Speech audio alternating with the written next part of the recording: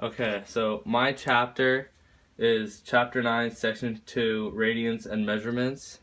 So what that is if we look at these two circles right here, it's a 360 degrees, or radians as you can also call it, but it's also broken down. So for example, a 30-degree measurement is the same as pi over 6, 45 degrees is the same as pi over 4, and so on. So it's pretty simple.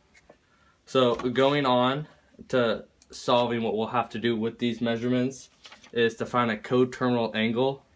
And so our first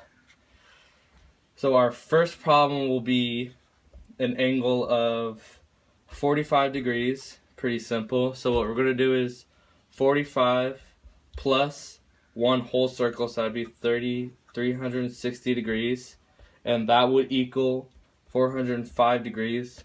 So on that, a 45 degree angle is right here, and 405 degrees would be one whole rotation and right here. So it's a coterminal, but if we also do 45 minus 360, that gives us 315, which means it goes the opposite direction and almost a whole rotation, except for that 45 degrees it does not have.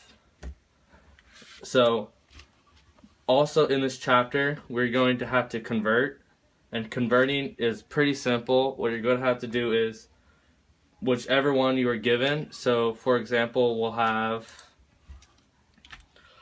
120 degrees. So what that is, so you're going to write 120 equals pi radians over 180. So that kind of means 120 pi over 180. Divide these two numbers right here, and you'll get 2 pi over 3, and that's the same as right here, which is 120 degrees. So it works out. And the opposite way, we'll do pi over